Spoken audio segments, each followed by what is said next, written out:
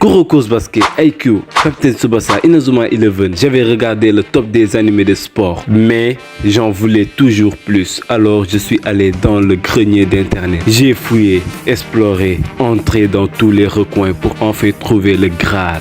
Bon, j'étais assez sceptique, c'était un peu vieillot au début, j'aimais pas particulièrement la boxe, mais finalement désespéré, j'ai décidé de sauter le pas. Je n'avais rien à perdre et puis j'avais fait la même chose avant de regarder IQ. Je me suis résigné, je vais lui donner sa chance. Eh bien, laissez-moi vous dire que je suis passé de ça à ça en seulement 30 épisodes. J'étais devenu accro jusqu'à adorer la boxe que pourtant, je vous rappelle, ne m'enchantait guère. Donc vous l'aurez deviné, dans cette vidéo, nous allons parler de la boxe et plus précisément de cette masterclass qu'est Hajime no Ippo. De quoi parle Hajime no Ippo? Nous sommes au Japon et nous suivons un jeune homme du nom de Ippo qui se fait constamment harceler. Pas d'amis, confiance zéro, le nul de service quoi. Mais un jour, alors qu'il se faisait harceler comme d'habitude, un jeune homme du nom de Takamura, le Go, va le défendre et finira par le mener dans son club de boxe. C'est là que l'histoire commence, car Takamura va se rendre compte que Ippo a une énorme force de frappe. Après que ce dernier ait essayé de frapper un sac. Dans la suite de l'histoire, vous allez savoir d'où lui vient cette énorme puissance, car oui, dans cet animé, on n'a rien par hasard. Comme ces animés où l'on devient un génie à la naissance, je sais pas quoi.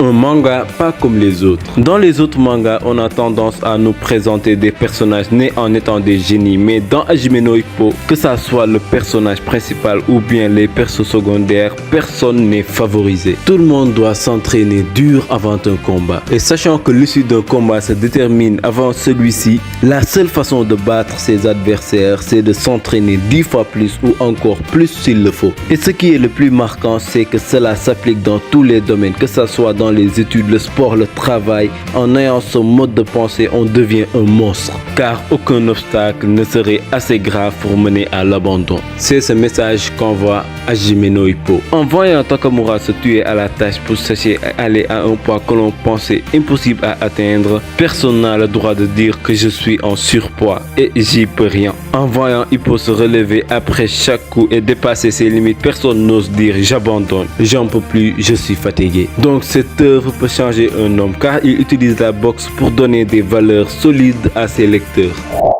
L'un des meilleurs glow-up tout animé confondu. Si je vous dis glow-up, vous pensez directement à Kobe dans One Piece ou même Luffy avec son Gear 5, Baki ou encore Izuku Midoriya. Tous ces glow-up sont inspirants, mais ils sont trop loin de la réalité. Nous les lecteurs, nous sommes des êtres humains sans capacités spéciaux. Donc qui de mieux qu'un gars lambda sans rien de spécial pour nous montrer que tout le monde peut changer du jour au lendemain grâce à la discipline et au travail. En suivant Hajime no Ippo, vous suivez un gars sur lequel vous pouvez vous identifier et vous inspirer. Je vous assure que vous serez surpris du Ippo de la fin, du Ippo qui aurait atteint ses objectifs, car oui, il nous a montré qu'en travaillant on peut devenir tout ce qu'on veut.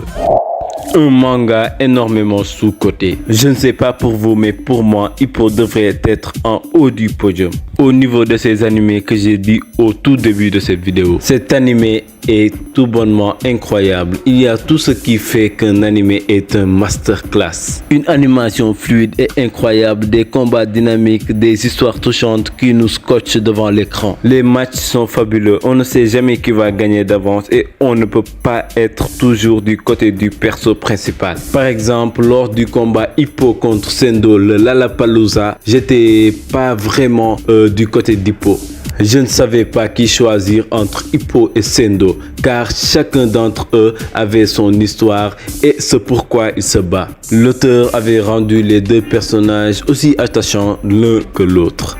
Car oui, dans cet animé, le perso principal n'est pas plus écrit que les autres. On s'attache aussi bien à Ippo qu'aux autres personnages, comme Takamura ou le coach, qui dans un flashback nous montre comment il a réussi à poursuivre son rêve dans un Japon d'après-guerre. Un Japon dévasté par les bombes nucléaires et envahi par les Américains.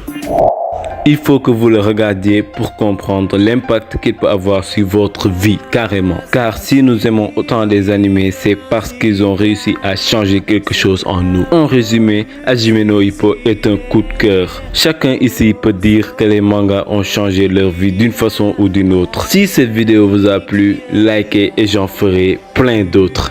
Désolé pour l'énorme pause que j'ai fait. J'avais beaucoup de projets à réaliser et en plus c'était les vacances. Oui, c'est ça, oui. Il nous prend pour des pigeons ou... Mais maintenant je reviens de plus belle. Je vous garantis 3 vidéos par semaine. Et je ferai un post ultérieurement pour vous présenter mon emploi du temps. T'as plutôt intérêt là. Bon Joe, tu la fermes. Ferme ta gorge, je te dis. Allez, Diana.